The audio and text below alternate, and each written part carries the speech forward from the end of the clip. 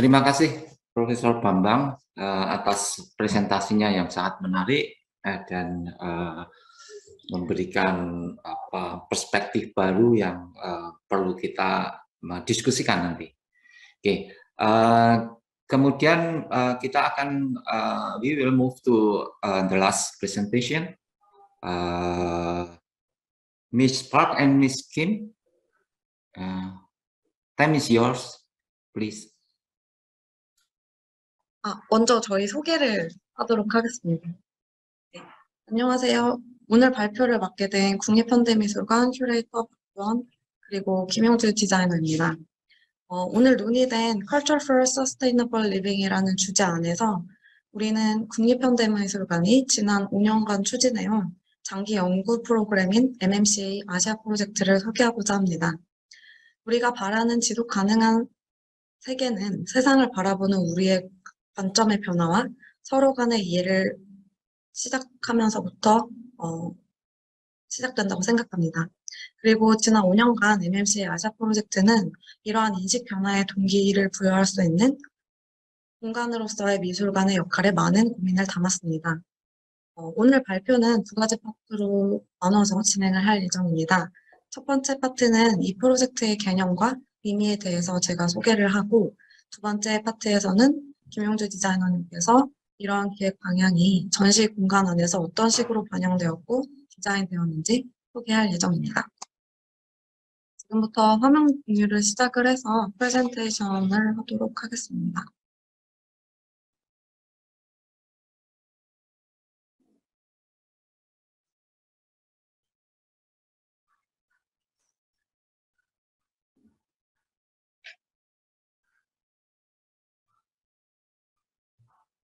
네, 저희 MMC의 아시아 프로젝트는 국립현대미술관이 아시아 현대미술 중심 기관으로서 아시아 집중 프로젝트의 일환으로 2017년부터 경연대로 추진해오는 전시 프로그램입니다. 5년 동안 총 3번에 걸쳐 전시 형태로 발표된 이 프로젝트들은 각각 다른 소주제를 가지고 있지만 이 프로젝트들을 공통으로 관통하는 질문은 결국 공공미술관으로서 우리가 어떤 역할을 할 수 있는가에 대한 이야기였습니다. 2018년에는 How Little You Know About Me, 2020년 Looking for Another Family, 그리고 2022년 테라코타 프렌드십은 사회적 연대로서의 관계 만들기를 통해 아시아 지역 내 다양한 문제들을 토론하고 공유하는 공공의 장을 제안했습니다.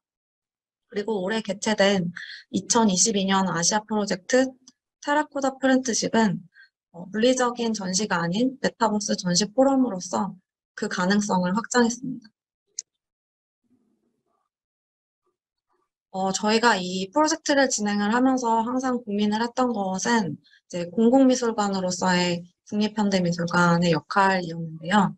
저희는 사립 갤러리가 아니고 그리고 또 국가에서 운영을 하는 기관이다 보니 어떻게 하면 이 장소를 잘 활용할 수 있고 어떤 방법론으로서 가져가야 하는지에 대한 고민이 되게 많이 있었습니다. 이 고민의 끝에 저희가 생각했던 키워드는 바로 모두에게 열려있는 공간이자 모일 수 있고 그리고 어떤 동기를 가지고 올 수 있는 그런 공간이라고 생각을 했습니다. 그래서 제가 Open for All, A Place for Gathering and Bringing Inspiration이라고 썼는데요. 사실 요즘 밖에 나가서 되게 바쁜 도시 속에서 어떤 사람들을 만나는 공간을 찾다고 하면은 좀 쉬운 일이 아니라는 생각이 들었습니다. 어디를 가든지 그 공간에 대한 값을 지불을 해야 하고 그리고 그 공간에 매겨진 값에 따라서 우리가 경험할 수 있는 어떤 폭의 레벨이 아주 다르다고 생각을 했었기 때문에 저희가 생각한 어떤 미술관이라는 공간은 이러한 도시 속에서 거의 유일하게 모두에게 평등한 공간이자 모두에게 열린 공간이라고 생각을 했습니다. 나이가 많거나 적거나 아니면은 사회적 경제적 위치가 어떻던지 그런 것과 관계없이 사람들이 모여서 이야기를 할 수 있고 그리고 그러한 대화를 통해서 서로를 이해하고 동기부여를 받을 수 있는 그런 공간으로서의 미술관을 계속 고민을 했었습니다. 그래서 지금 보시는 것이 저희가 이제 처음으로 시작했던 하우리를 유너반이라는 그 아시아 프로젝트의 첫 번째 에디션이고 2018년에 진행을 했던 전시입니다. 되게 큰 저희 MMCA의 서울관을 점유하는 그런 전시였었고 이때 저희가 많이 고민을 했던 것은 아시아 지역 내 다양한 문제들을 토론하고 공유하는 공공의 장으로서 미술관을 제안하고자 했습니다. 그래서 이 첫 기획에서부터 저는 미술관을 세대 간, 사회 경제적 계급 간 구분 없이 누구나 자유롭게 모여서 토론할 수 있는 공간으로 설정을 하고 이를 기반으로 서로에 대한 이해와 공감, 연대를 만들어 나가는 것이 가장 중요한 프로젝트라고 생각을 했었습니다. 그래서 저희가 지금 보시는 것 같은 경우에는 자카르타를 베이스로 활동하고 있는 이제 구스쿨, 무앙루파랑 그 이외의 여러 아티스트들을 저희 서울관으로 초청을 해서 여러 가지 워크숍을 하는 장면들을 보실 수가 있는데요. 같이 뭐 티셔츠를 만든다든지 아니면 플리마켓을 만들어서 사람들과 서로 가진 것들을 공유하고 그리고 미술관 내에 키친을 만든 거나 아니면 와인바 같은 것들을 만들어서 서로 이렇게 공유하고 있는 주제에 대해서 대화를 하고 그 대화의 내용을 표현하는 방식으로서 음식을 만들거나 아니면 서로 대화를 하면서 와인을 나눠 마시는 그런 프로젝트들을 진행을 해왔었습니다.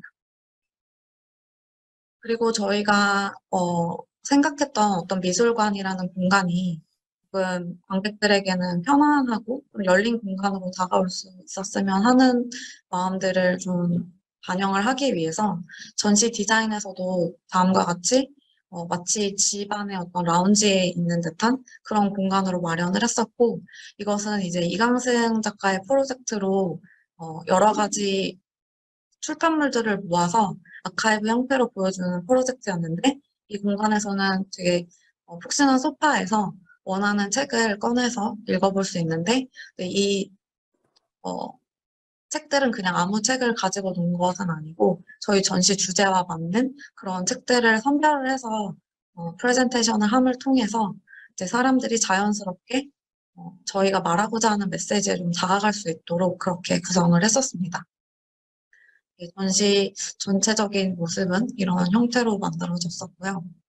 그리고 또 여러 가지 워크숍들을 전시장 갤러리 내뿐만 아니라 평소에는 전시장으로 쓰지 않는 공용 공간, 복도 공간이라든지 지나는 통로라든지 이런 것들을 활용을 해서 꼭 이제 갤러리에 들어가지 않아도 되는 그런 부담을 갖지 않아도 되는 접근 방식을 여러 번 사용했었습니다. 2020년 같은 경우에는 두 번째 에디션을 저희가 전시로 보여줬었는데요.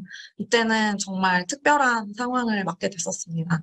사실 이 프로젝트는 저희가 2019년 초부터 준비를 해서 2020년 초에 이제 보여주는 그런 전시였었는데 모두가 너무 다 잘 아시다시피 이제 팬데믹이 선언이 되었고 팬데믹이 선언이 되면서 사실은 저희가 생각했던 이런 모든 전시의 형태를 구현하는 것이 좀 어려워지게 되었었습니다.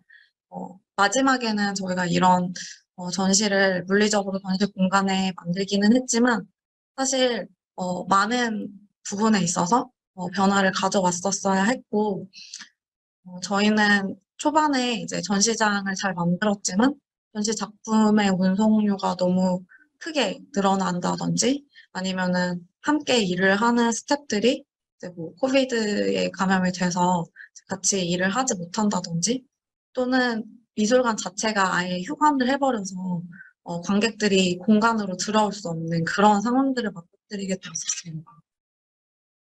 이런 예측할 수 없는 변화에서 저희는 많은 고민을 가졌었습니다. 지금 보시는 이 전시장에서는 원래는 전시가 설치가 되어야 하는데 전혀 그러질 못한 상태에서 이제 이 전시에 참여한 작가들이 모여서 서로 대화를 나누고 있는 그런 것들을 볼 수가 있는데요.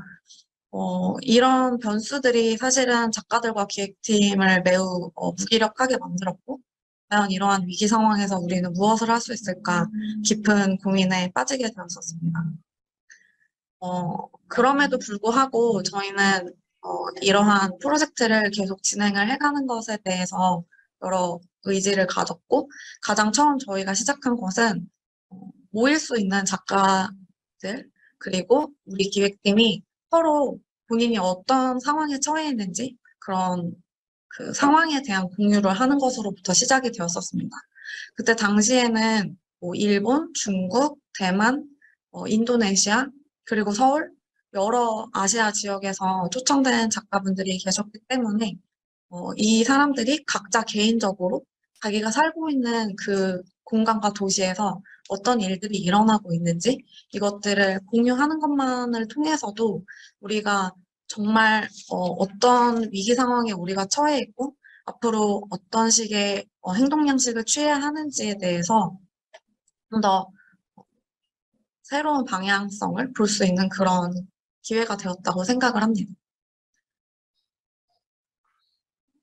보시면은 저희가 원래는 전시 오프닝을 했었어야 하는데 그때도 팬데믹 그 선언 이후에 되게 아주 심각한 어떤 그 국가적인 거리두기 정책이 있어서 이런 것들을 지키기 위해서는 이제 모두가 여행을 할 수도 없었고 그리고 미술관 공간 내에 들어오기도 매우 힘든 그런 상황이었습니다.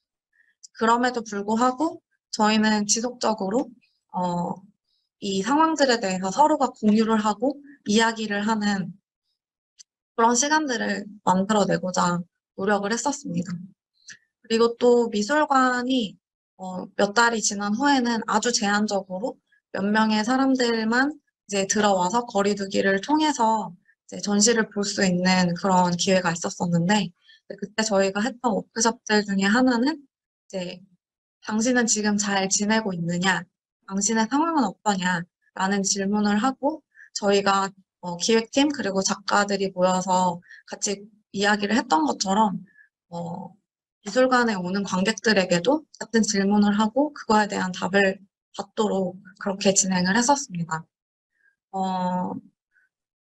지금은 이제 좀 시간이 몇 년을 흘렀기 때문에 과연 초반에 팬데믹이 선언됐을 그 시절에 우리가 어땠는지를 잘 기억하시는 분들이 계실지 알 수 없습니다. 하지만 지금 다시금 이 메모들을 꺼내서 본다면 되게 많은 사람들이 직장을 잃거나 아니면 학생들 같은 경우에는 원래 계획했던 학업을 중단해야 하거나 어떤 분들 같은 경우에는 이제 정말 우울한 그런 좌절감에 빠져서 다시는 일상에 아마도 복귀할 수 없을 것이다 라는 그런 이야기들을 남기는 메모들을 보실 수가 있습니다.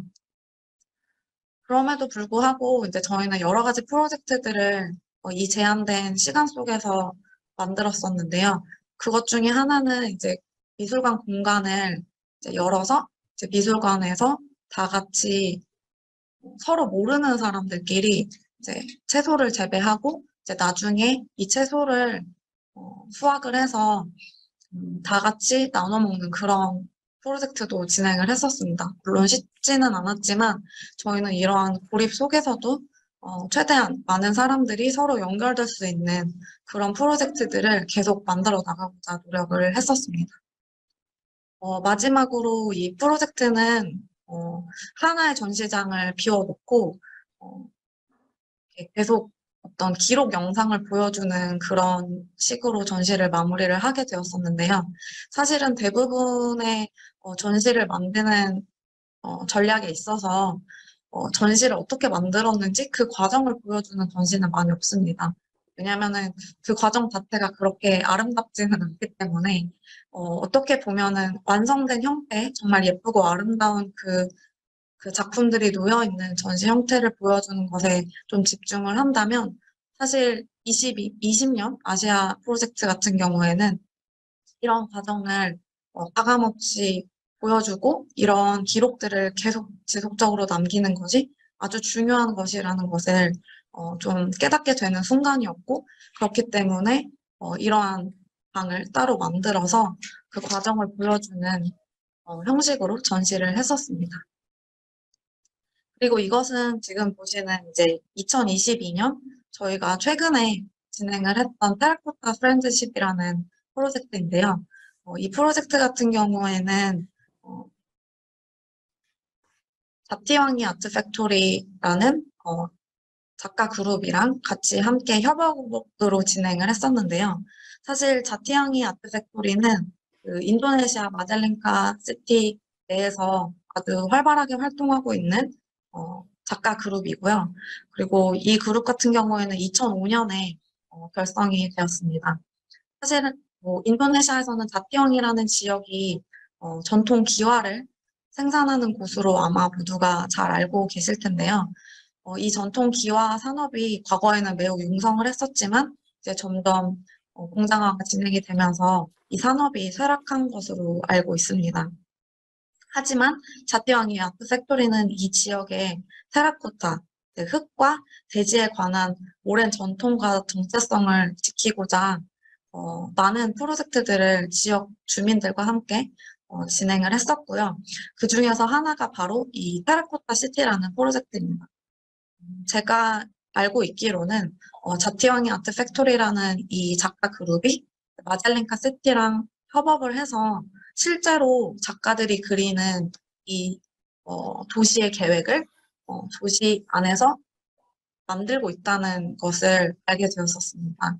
이것이 되게 놀라운 것은 작가가 만든 어떤 미래적 상상이 반영된 도시의 계획이 진짜로 물리적으로 하나의 도시로서 완성된다는 것이 저는 너무 멋진 일이라고 생각을 했고, 그 안에서 이제 이 테라코타가 가지고 있는 의미에 대해서도 되게 흥미롭다고 생각이 들었었습니다.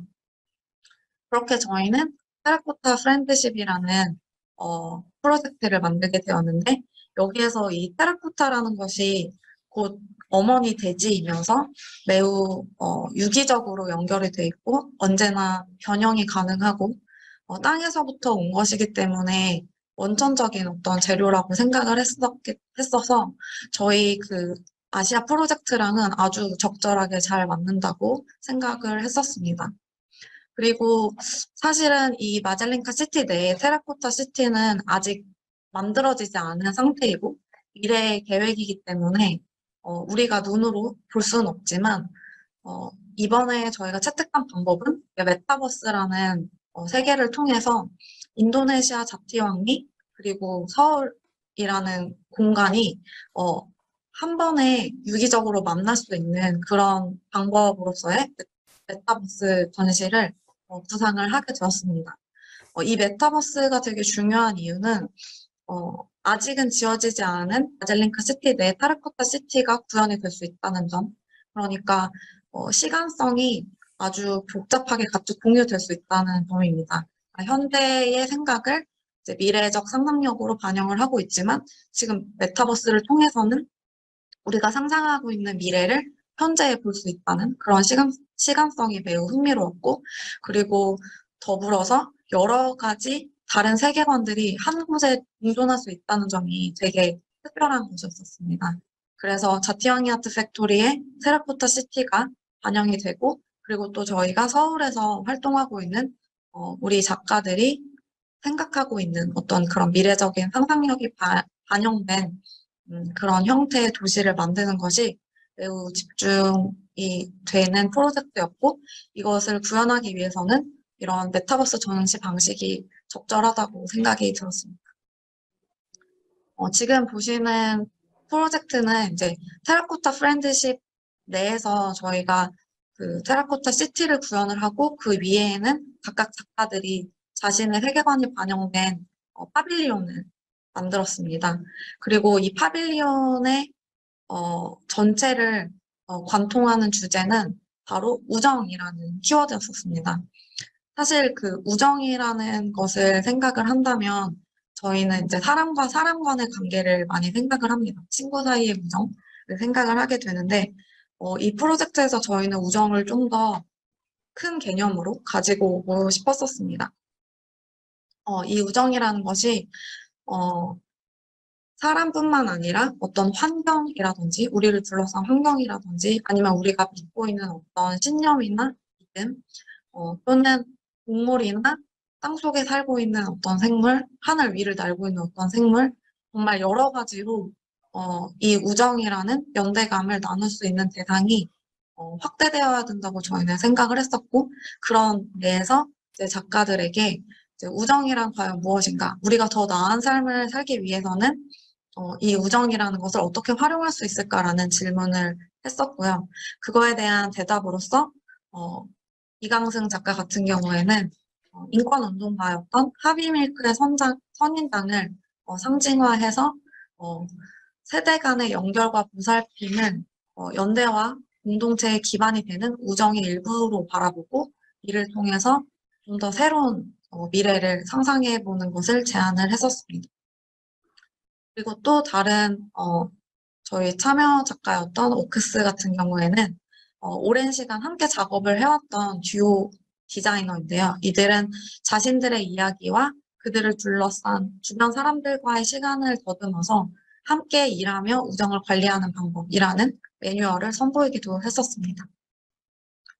그리고 마지막으로 듀킴이라는 작가의 경우에는 이제 본인이 관계를 아주 이렇게 철저하게 그리고 가깝게 맺고 있는 이제 종교라는 것을 대상으로 해서 이제 메타 처치라는 작품을 만들었고 이 종교의 기준 안에서 훨씬 더 포용적인 어떤 형태의 대안적인 사원을 지었고 찬과 반 그리고 옳은 것과 옳지 않은 것이라는 이런 이분법적인 기준 안에서 소외된 사람들이 확장적으로 함께할 수 있는 그런 쉘터 기능을 가진 메타터치를 제안을 하기도 했었습니다.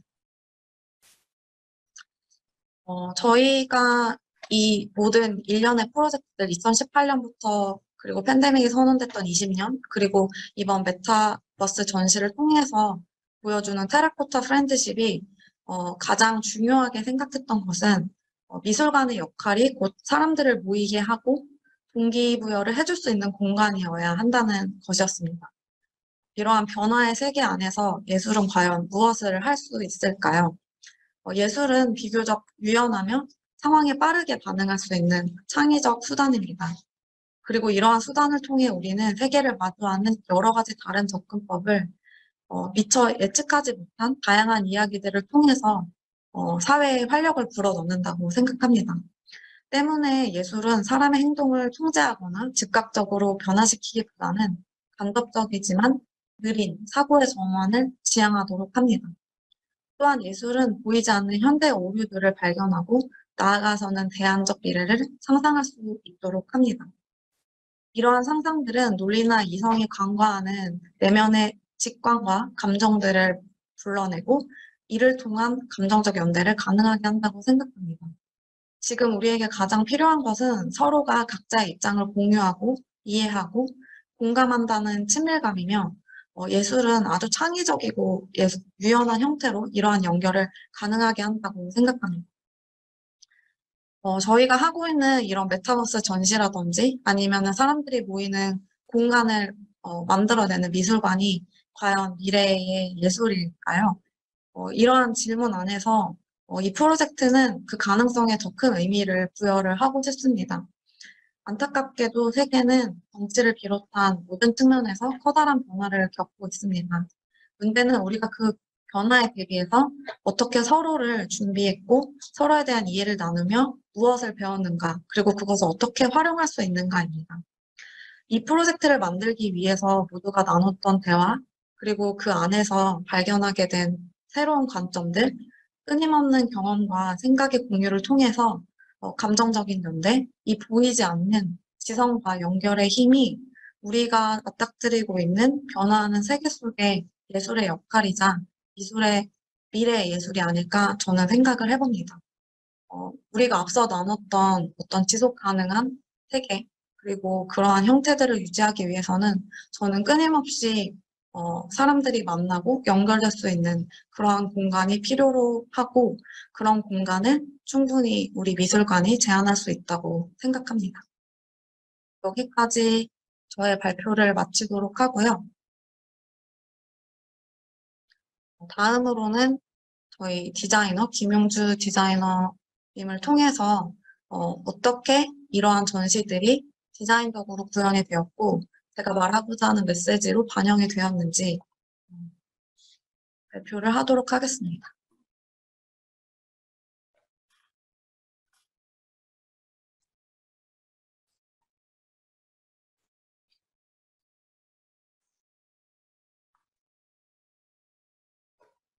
네, 안녕하세요. 저는 앞서 발표에 이어 이야기를 이어나갈 국립현대미술관에서 디자인을 담당하고 있는 김용주입니다.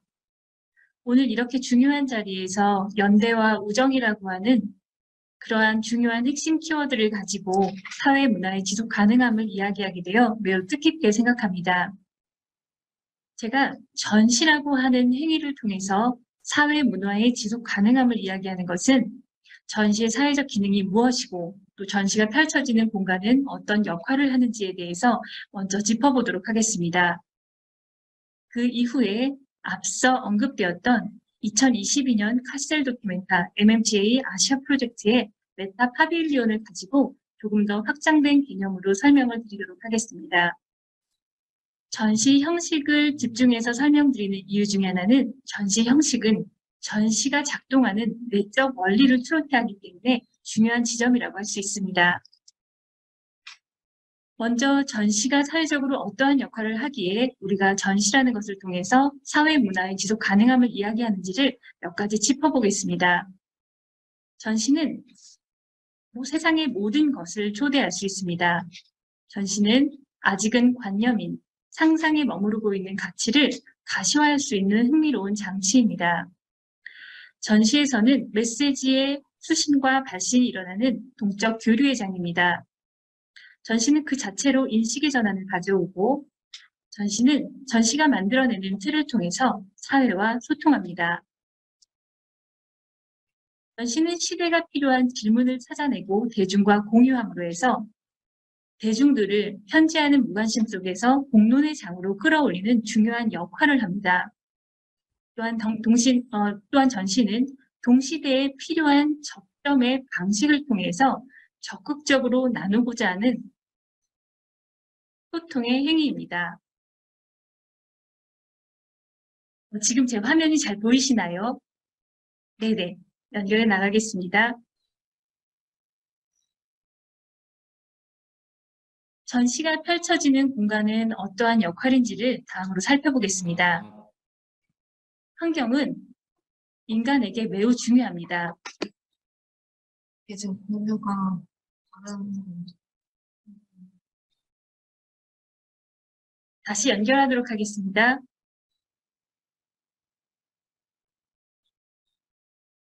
네, 다시 화면이 잘 보이시죠?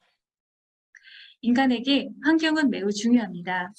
예. 왜냐하면 인간은 환경 안에서 내가 어떤 존재이고 또 무엇이 될 수 있는가를 생각할 수 있는 관계 가치를 발견할 수 있습니다. 인간은 공간을 시간의 개념으로 이해합니다. 인간의 기억과 경험은 움직임을 통해서 형성됩니다.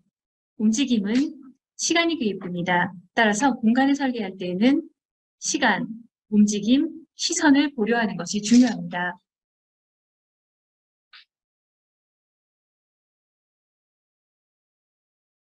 기획의 메시지가 어떻게 경험으로 변환되는지를 살펴보도록 하겠습니다. 전시에 출품되는 작품과 데이터에는 질서와 연결 의미의 전략이 필요합니다. 따라서 이러한 질서와 연결 의미, 즉 공간화 시간화의 전략을 통해서 관람자들은 전시를 경험하게 되고 그 전시 안에 자신의 신체의 개입을 통해서 또는 온라인이라고 하면 아마 확장된 신체, 즉 아바타를 통해서 전시를 경험하게 됩니다. 이렇게 전시의 경험을 통해서 관람자들은 발신자의 이야기, 즉 큐레이터의 메시지를 자신의 이야기로 편입시키고 공감을 중시하는 세대에게 공론의 장을 형성시키고 공동의 서사화될 수 있는 가능성을 열어줍니다. 전시는 이를 통해서 자신의 존재를 사유하게 하고 또 그들의 비판적 도구를 발전시킴으로 해서 전시의 사회적 기능 중에 하나인 우리가 공동체로 나아가 지속 가능한 사회의 일환이 될 수 있도록 합니다. 보시는 것은 이번 2022년 카셀 도큐멘타 MMCA 아시아 프로젝트의 프로모션 포스터입니다. 이 포스터의 중간에는 메타 파빌리온의 다이어그램이 그려져 있습니다. 앞서 박주원 학예연구사분이 언급한 것처럼 여기서 담는 우정은 핵심 키워드로 존재합니다. 우정이라는 것은 사회를 이끌고 연대할 수 있는 힘을 상징합니다. 그러나 여기에서 사람과 사람만의 우정이 아니라 사람, 그리고 나 아닌 타자와의 관계를 포괄적으로 의미하고 있습니다. 이러한 핵심 가치를 담을 수 있는 가상 공간에서의 파빌리온은 어떤 모습이어야 할지에 대해서 고민하게 되었습니다. 그러면서 떠올린 것은 바로 광물이었습니다. 광물, 즉 자원은 자원을 공유하는 공동체는 보이지 않는 공동 운명체로서 집단의 연대감을 형성합니다. 또한 흥미로운 것은 광물은 결정체와 전체의 모습이 닮아 있다는 부분입니다. 우리도 사회와 개인이 참으로 닮아 있습니다. 마치 가치관이 다른 개인, 그리고 소수의 생각을 하는 개인이 사회에서는 이탈자처럼 보이지만 결국 그들의 다양성이 사회의 다양성을 형성하고 발전시킬 수 있는 동력원으로 작동합니다. 이러한 의미값에 기반하여서 이번 MMCA 아시아 프로젝트 메타 파빌리온은 광물과 같은 결정체로 설계되었습니다. 광물의 결정체는 뾰족뾰족한 모서리를 갖고 있습니다. 그러나 이것의 모서리들이 서로 연결되고 틈을 메꾸면서 전체를 형성하는 것처럼 아시아 프로젝트는 올해뿐만 아니라 내년, 내후년을 연속하면서 점점 확장되고 우리가 상상하지 못하는 가능성을 열어줄 것입니다. 보시는 것은 설계의 모티브가 되었던 이미지들입니다. 파빌리온의 유닛은 삼각뿔의 구조를 가지고 있습니다. 삼각뿔에 상부와 하부가 결합하여 있고 그 삼각뿔은 내부에 꼭지점을 맞닿아 있는 구조로 해서 연속적으로 형성되어 있습니다. 이러한 파빌리온은 우리의 서사 구조의 배경이 되는 자티왕이 아티팩토리의 상상의 도시 테라코타 시티 위에 4개의 주제의 셀 단위로 부유하고 있습니다. 4개의 주제라고 하는 것은 이번 카셀 도큐멘타 MMCA 아시아 프로젝트에 참여하는 작가 단위라고 보실 수가 있습니다. 이러한 단위는 작가들의 이야기를 펼치는 공간이면서 동시에 우리의 이야기를 아카이빙하는 셀이라고 보실 수 있습니다. 이러한 셀 단위는 서로 모서리들이 합쳐지고 확장되면서 이야기를 확대시키고 또 펼쳐나갈 수 있는 새로운 가능성을 열어줍니다.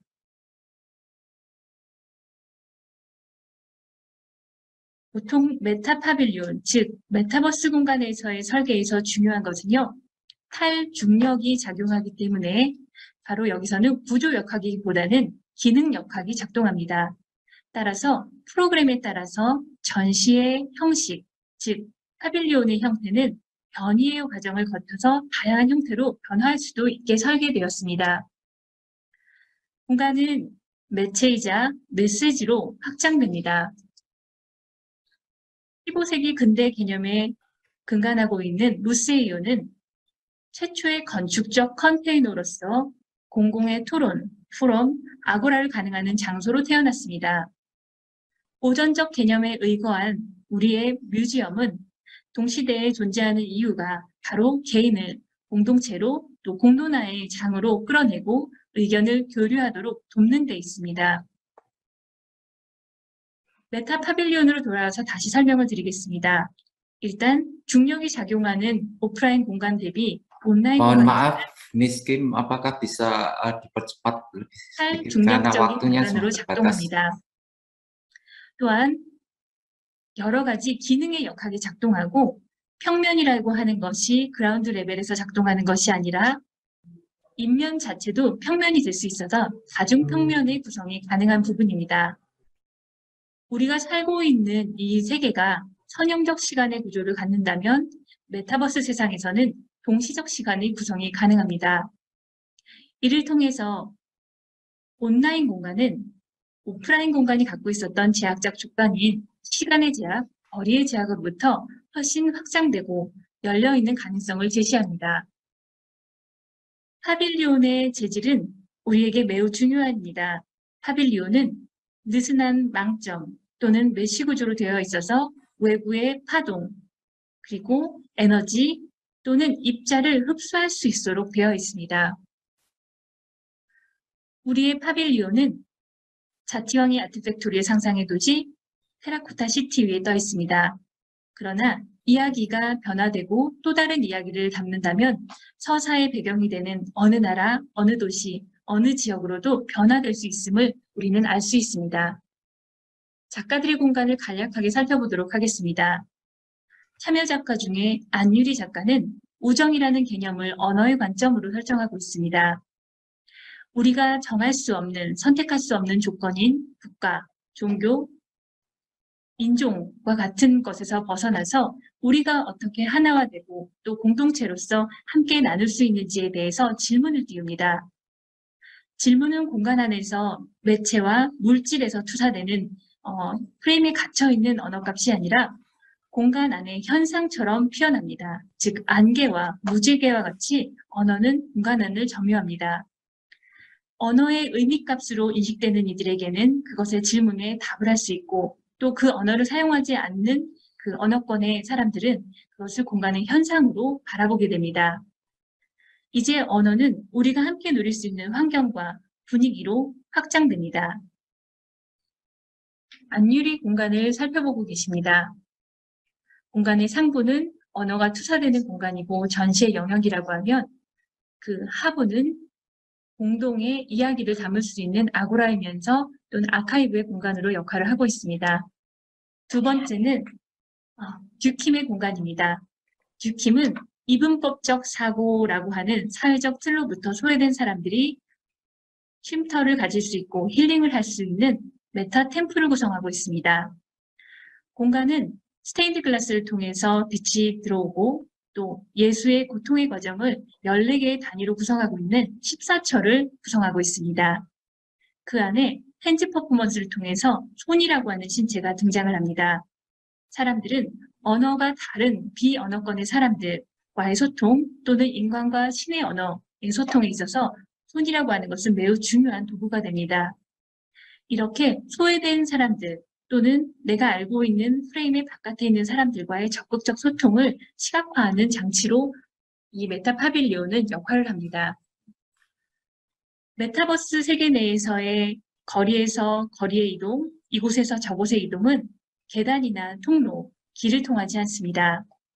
시선을 두고 점프를 하면 그곳으로 이동할 수 있습니다.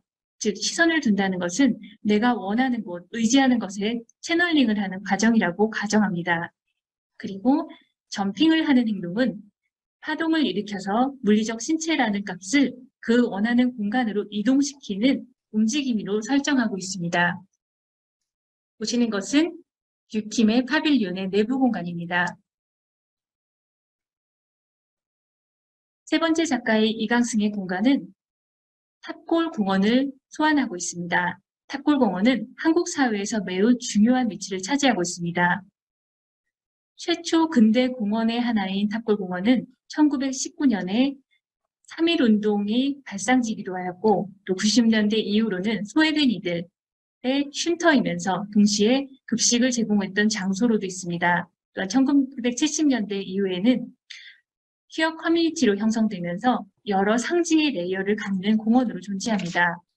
이러한 공원은 메쉬와 도트로 이용돼서 물질들은, 매체들은 서로 혼합되기도 하고 투사되기도 하는 조건을 부여합니다. 이 공간에서는 실질적 크기의 스케일로 오브제가 존재하는 것이 아니라 인식의 크기의 스케일로 오브제가 존재합니다. 따라서 앞서 발표한 박주원 학예사분의 이야기에서 나왔던 하빌뮤크의 선인장은 이곳에서는 굉장히 큰 크기로 등장을 하게 됩니다.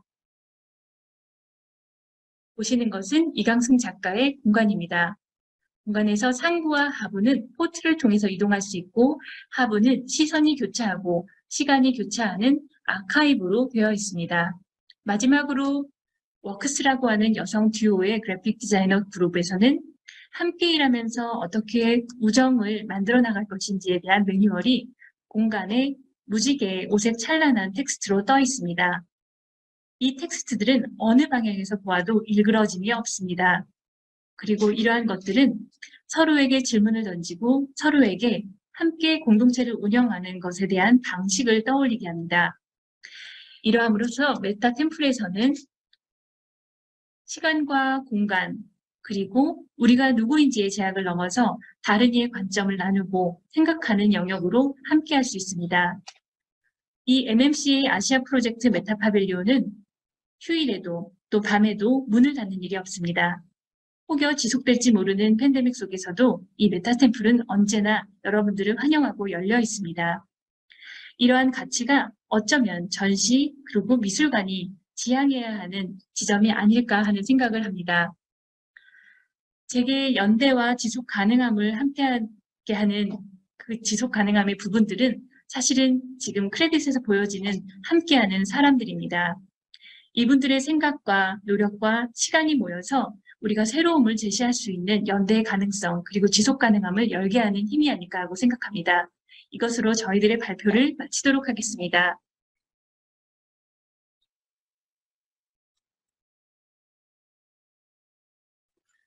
예, 발표를 아, 들어주셔서 감사합니다.